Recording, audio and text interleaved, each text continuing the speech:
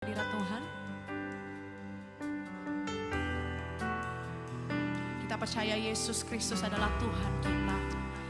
Dia Allah yang mulia, Allah yang agung, Allah yang sudah bangkit mengalahkan maut.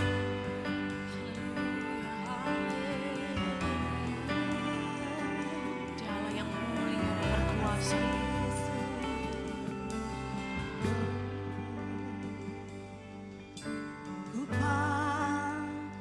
Kemuliaan-Mu,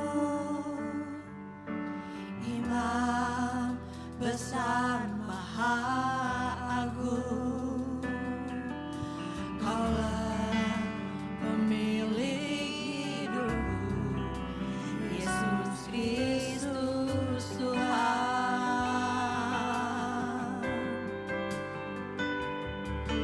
Sujud di depan tatamu,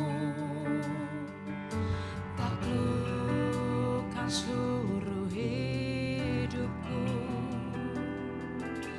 dalam tangan-Mu penebus, Yesus Kristus Tuhan.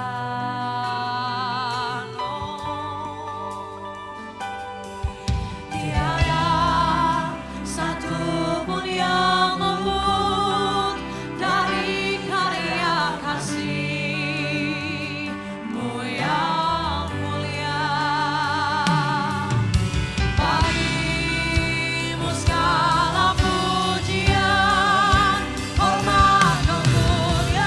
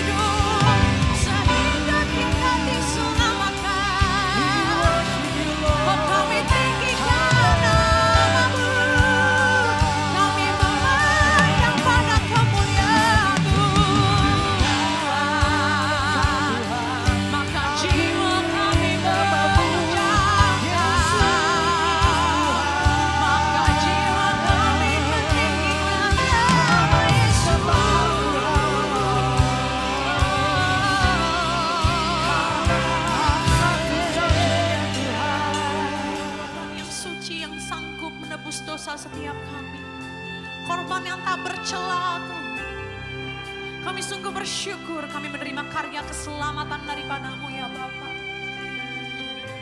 Kami mau memuji Engkau lebih lagi Tuhan.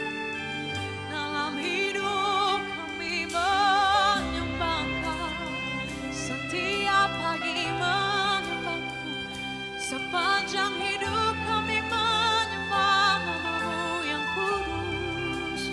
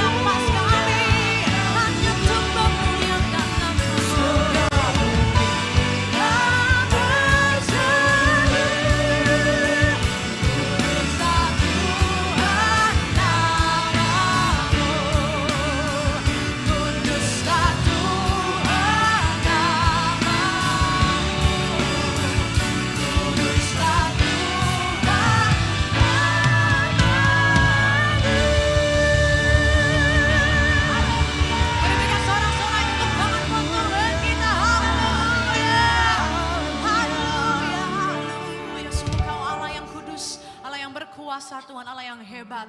Terima kasih Bapa, kami percaya di dalam nama-Mu ada kemenangan Tuhan. Terima kasih Bapa, biarlah kami memuji Engkau lebih dan lebih lagi. Dan semua yang siap untuk memuji Tuhan sama-sama kita katakan amin. Sekali lagi berikan tepuk tangan buat Tuhan kita.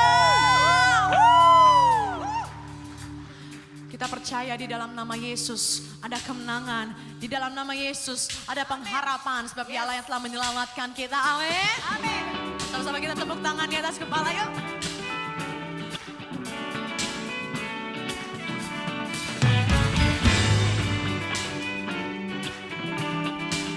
Mari yang bersuka cita. Sama-sama kita mau bernyanyi.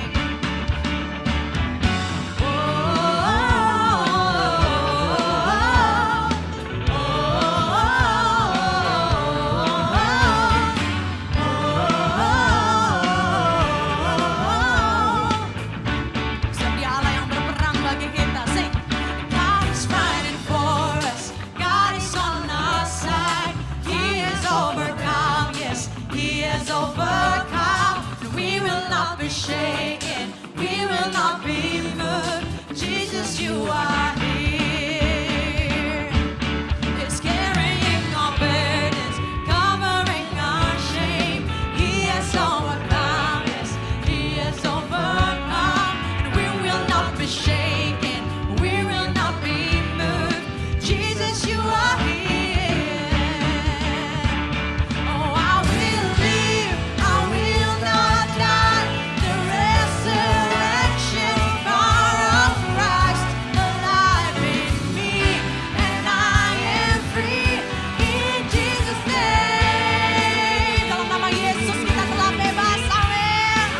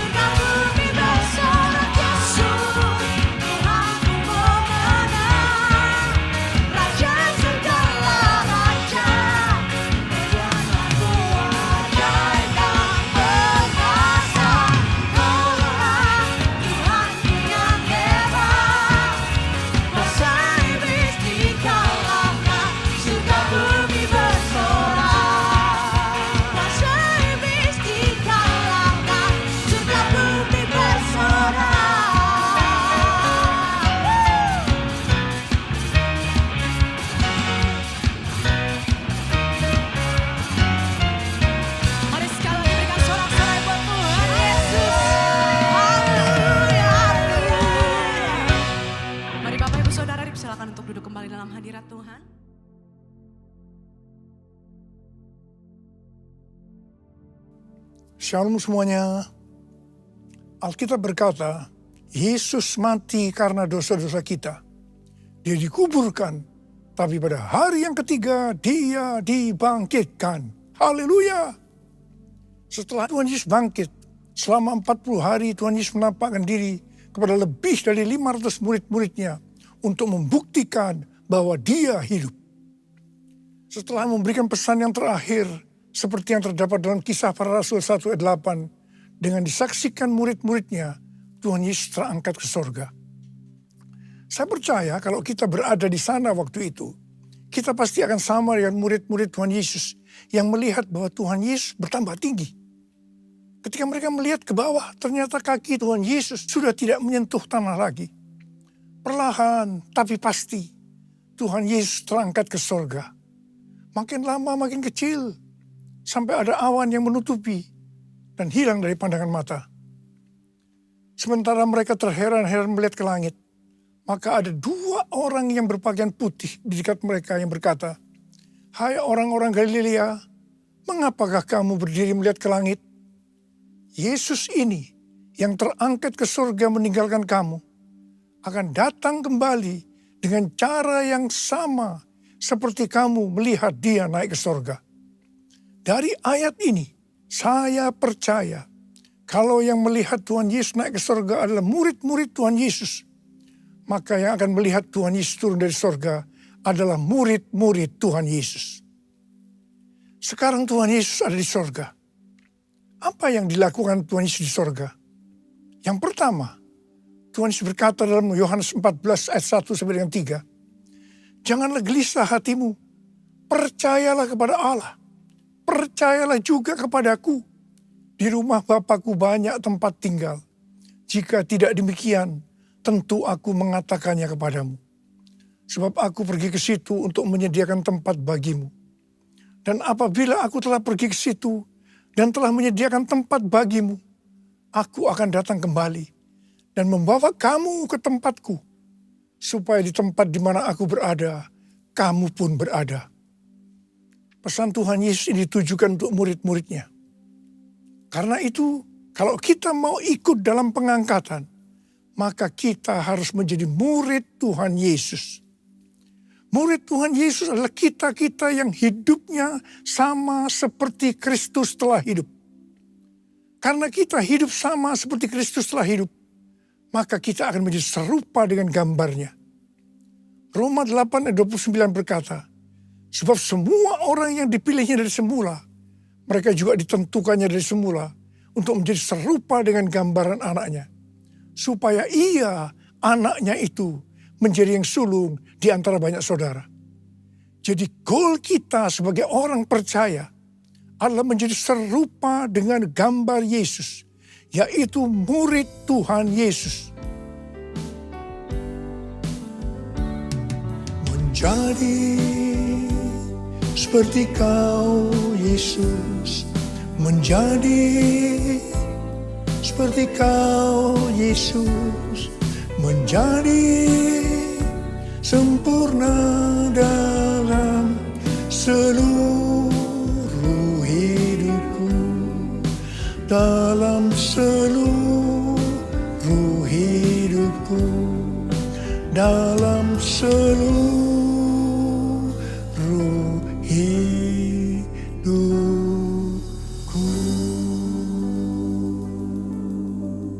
Hal kedua yang dilakukan oleh Tuhan Yesus di sorga adalah sesuai dengan Ibrani 7 ayat 25 yang berkata, "Karena itu ia sanggup juga menyelamatkan dengan sempurna semua orang yang oleh dia datang kepada Allah.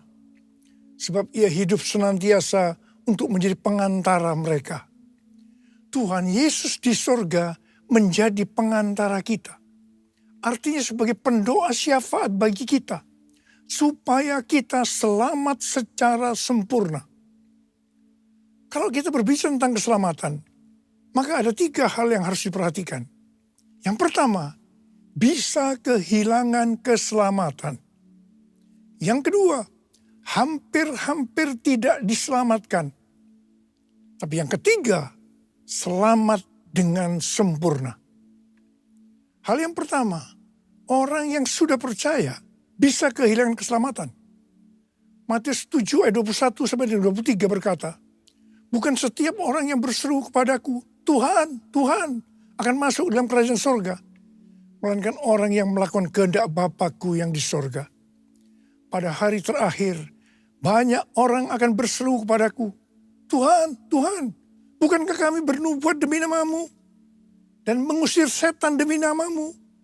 Dan mengadakan banyak mujizat demi namamu juga? Pada waktu itulah aku akan berterus terang kepada mereka dan berkata, aku tidak pernah mengenal kamu. Enyahlah dari hadapanku, hai kamu yang melanggar perintah Allah. Ini merupakan peringatan bagi hamba-hamba Tuhan yang sedang dipakai oleh Tuhan. Agar pelayanan yang diberikan oleh Tuhan semata-mata hanya untuk menyatakan kemuliaannya. Bukan untuk kemuliaan diri sendiri. Bukan untuk mencari keuntungan pribadi. Bukan untuk popularitas. Di mana ini bisa mengakibatkan hilangnya keselamatan. Contoh seorang murid yang kehilangan keselamatannya adalah Yudas. Yudas mengikut Yesus begitu lama. Bahkan dicatat dalam Lukas 9 ayat 1 sampai dengan 6. Ia bersama murid-muridnya yang lain pernah melakukan berbagai mujizat dan pelayanan kesembuhan. Namun ia akhirnya memilih meninggalkan Tuhan. Maka hilanglah keselamatannya. Hal yang kedua, mengenai hampir-hampir tidak diselamatkan. 1 Korintus 3 ayat 10 sampai dengan 15 berkata, bahwa kita membangun hidup kita ini dengan dasar Yesus Kristus. Pertanyaannya, bahan apa yang kita gunakan untuk membangun kehidupan kita ini? Apakah dengan bahan emas, perak, batu permata, ataukah dengan bahan kayu, rumput kering, atau jerami? Semua ini akan nampak pada hari Tuhan saat pekerjaan kita diuji dengan api.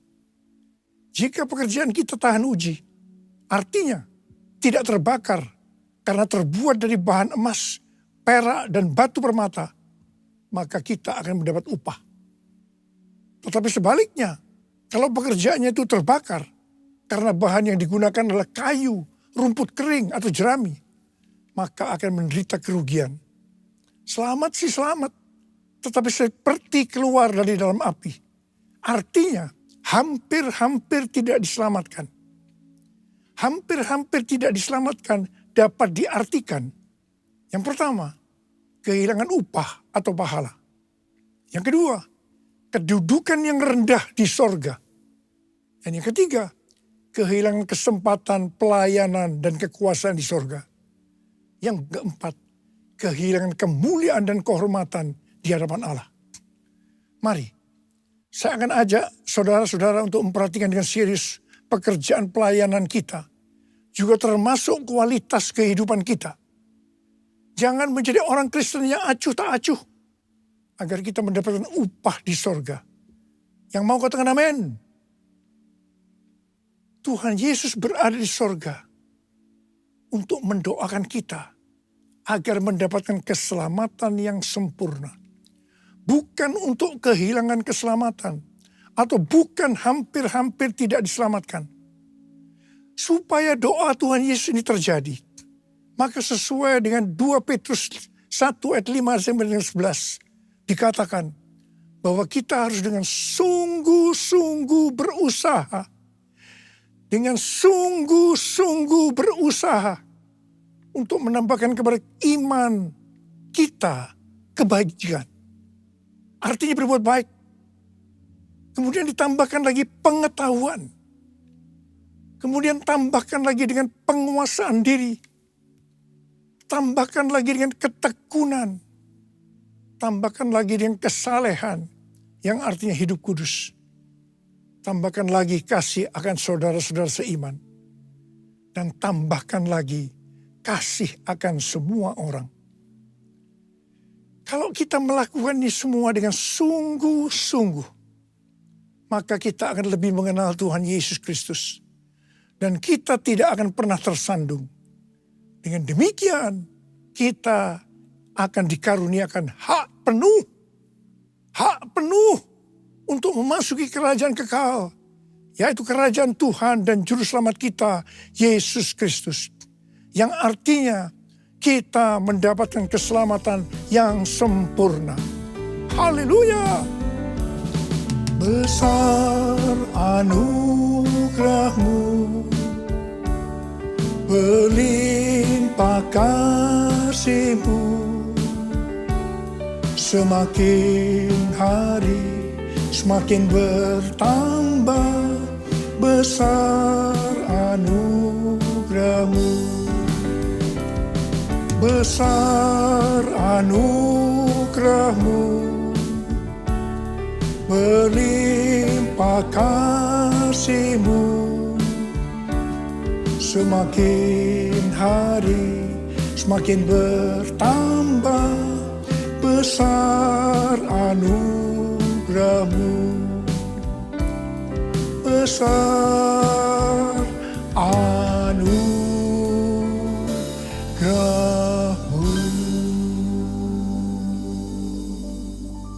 Hal ketiga yang dilakukan oleh Tuhan Yesus di sorga adalah mencurahkan Roh Kudus.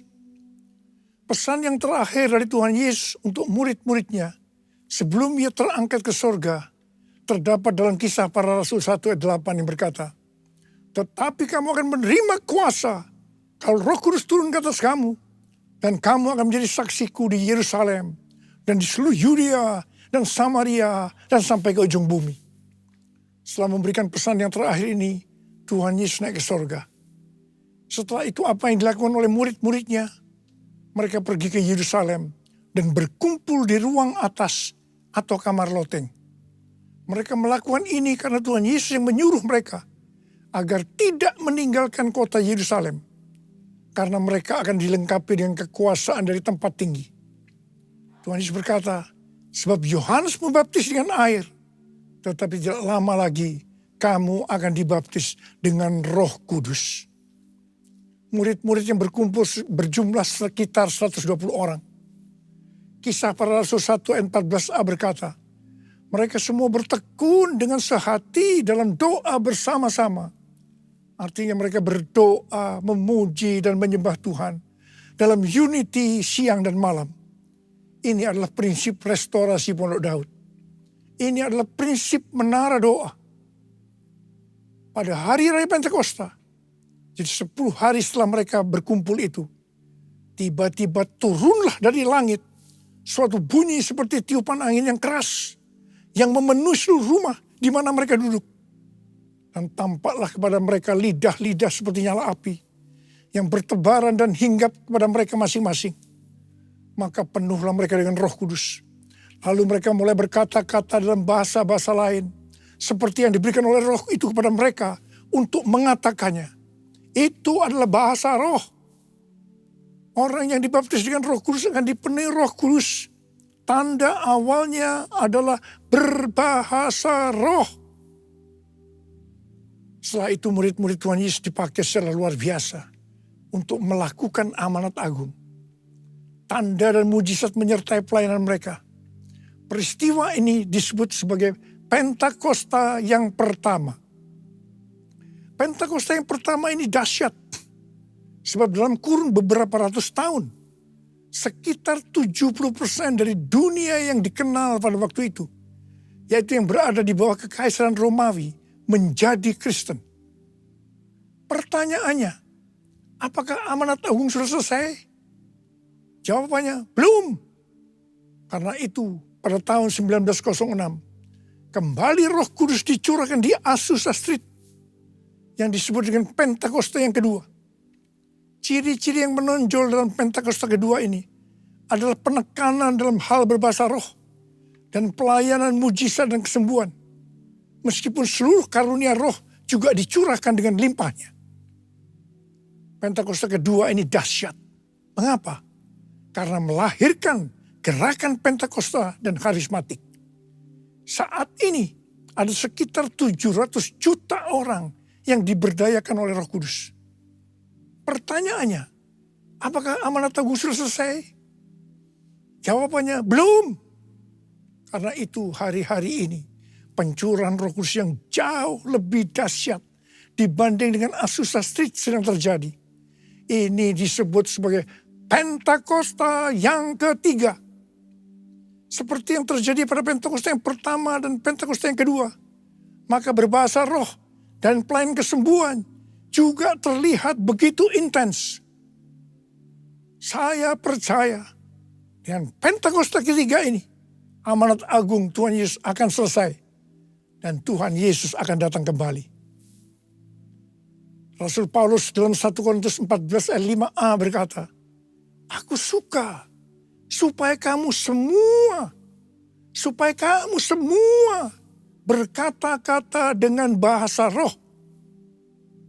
Selain itu, dalam 1 Korintus 14 ayat 18, Rasul Paulus juga berkata, aku mengucap syukur kepada Allah bahwa aku berkata-kata dalam bahasa roh lebih daripada kamu semua. Saya sangat mengaminkan apa yang dikatakan oleh Rasul Paulus ini. Dan saya juga berdoa agar apa yang dikatakan oleh Rasul Paulus ini juga terjadi pada kita. Yang percaya katakan amin. Ku buka hati untuk Roh-Mu Tuhan. Ku buka hati menyembah-Mu Yesus. Jamalah kami, penuhi kami dengan kuasa Allah Maha Tinggi. Dengan kuasa Allah Maha Tinggi. Dengan kuasa Allah Maha Tinggi.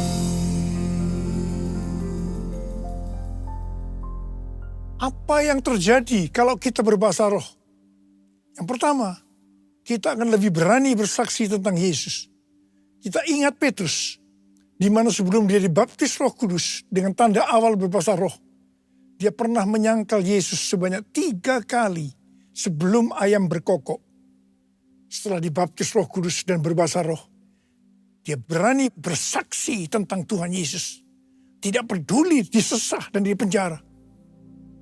Yang kedua, kalau kita berbahasa roh, maka sesuai dengan 1 Korintus 14 ayat 4a, dikatakan, siapa yang berkata-kata dalam bahasa roh, ia membangun dirinya sendiri. Yang artinya, kalau kita berbahasa roh, kita akan membangun iman kita.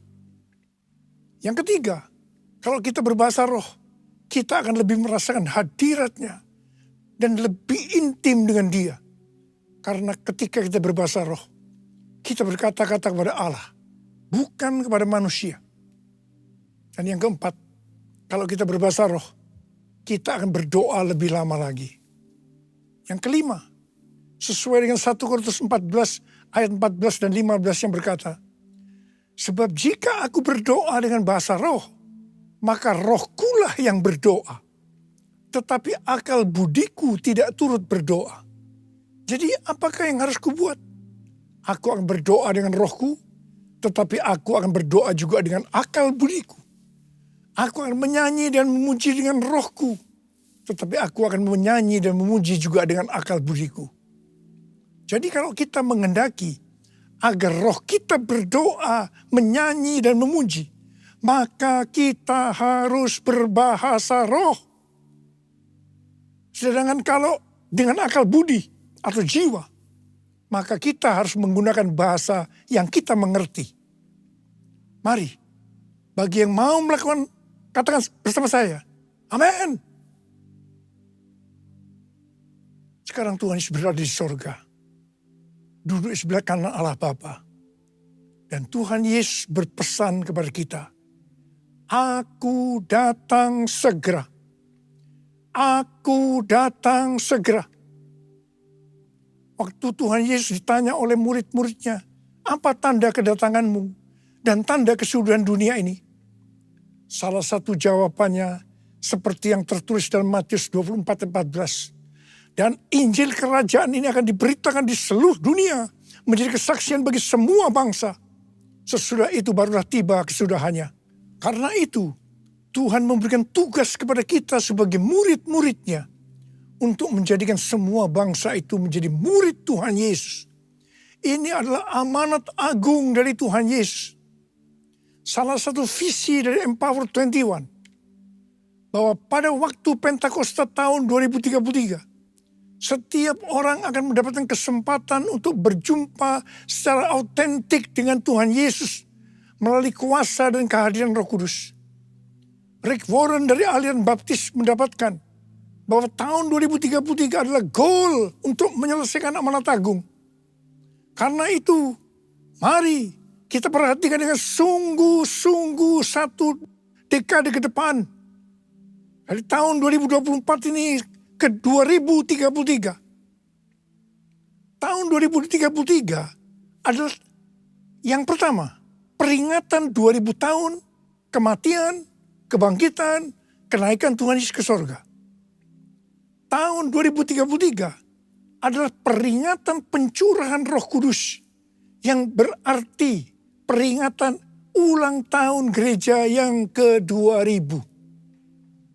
Peringatan 2000 tahun diberikannya amanat agung. Untuk bisa menyelesaikan amanat agung tidak bisa dengan kekuatan sendiri, tapi harus dengan kuasa Roh Kudus. Karena itu saudara harus penuh dengan Roh Kudus. Saudara harus penuh dengan Roh Kudus. Ada berapa banyak di antara saudara yang rindu untuk dibaptis Roh Kudus dengan tanda awal berbahasa roh? Angkat tangan saudara. Penuhiku, penuhiku dengan hadirat-Mu. Urapiku, urapiku dengan minyak kudus-Mu. Penuhiku, penuhiku dengan hadirat-Mu.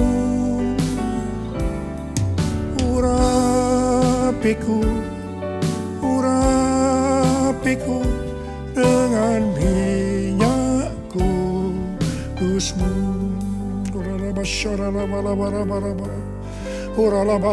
Terima, terima pengurapan Roh Kudus, terima pengurapan, terima, diurapi Roh Kudus. Terima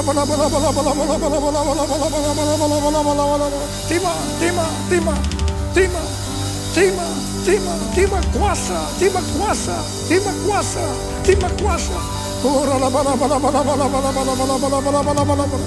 Terima kasih, terima kasih, terima kasih, terima kasih. Terima kasih, terima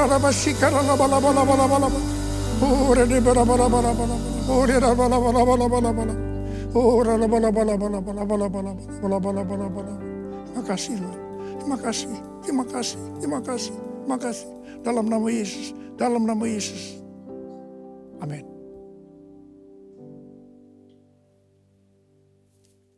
Kita akan masuk dalam perjamuan kudus. Kita akan mengingat ayat ini. Sebab setiap kali kamu makan roti ini dan minum cawan ini, kamu memberitakan kematian Tuhan sampai Ia datang.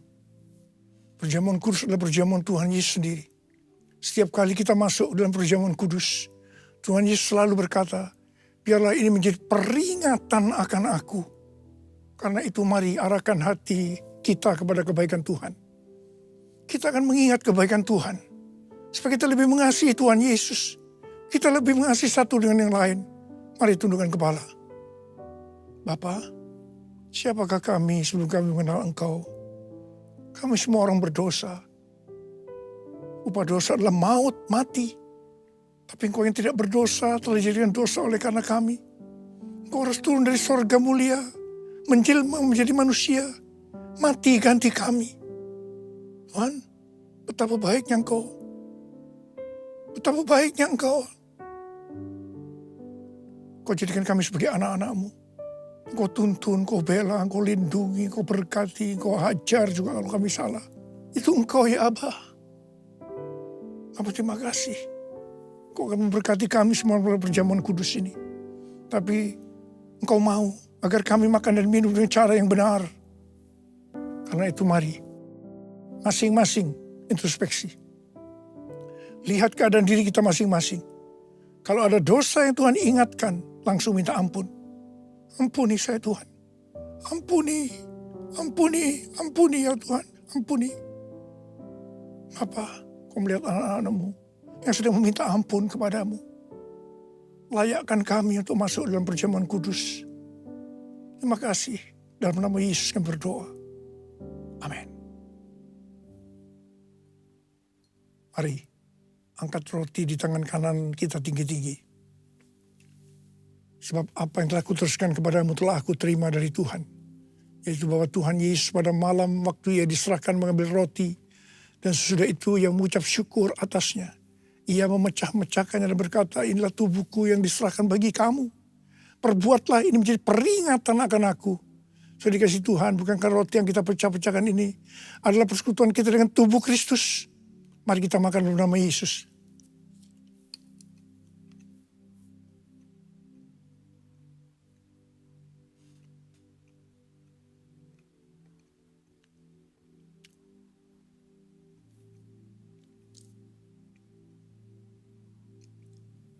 Angkat cawan di tangan kanan kita tinggi-tinggi.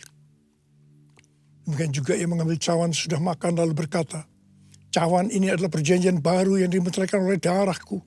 Perbuatlah ini setiap kali kamu meminumnya menjadi peringatan akan aku. Sudah dikasih Tuhan, bukan saja cawan pengucapan syukur. Yang atasnya kita ucapkan syukur adalah persekutuan kita dengan darah Yesus. Mari kita minum dalam nama Yesus.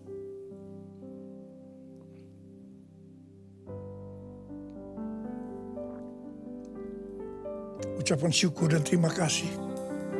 Dengan suara, jangan diam. Tuhan terima kasih ya Tuhan. Tuhan terima kasih ya Tuhan. Terima kasih ya Tuhan. Terima kasih ya Tuhan. Terima kasih ya Tuhan. Terima kasih.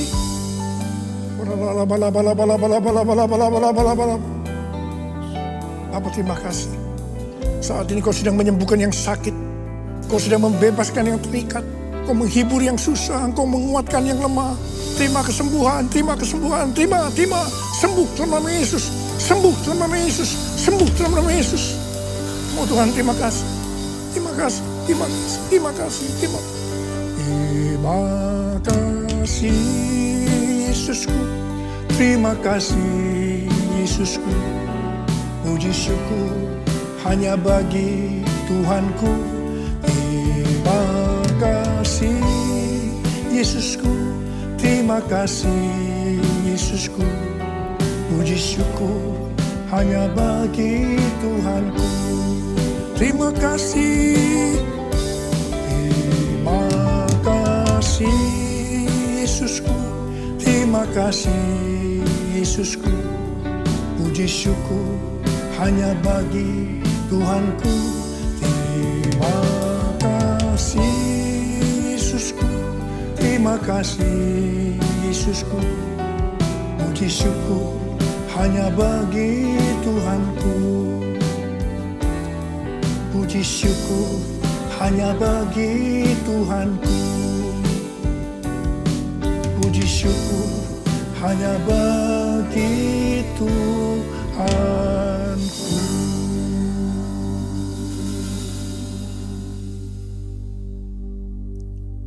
Sekarang terima berkat Tuhan. Kasih karunia berlimpah-limpah daripada Allah Bapa di dalam Anak yang tunggal Yesus Kristus. Persekutuan yang manis dengan Roh Kudus menyertai kita semua. Mulai hari ini sampai Tuhan datang menjemput kita di awan-awan.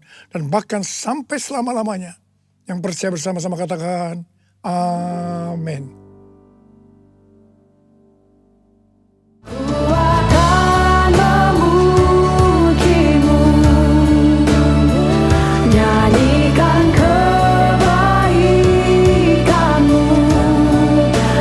Tarikan nafas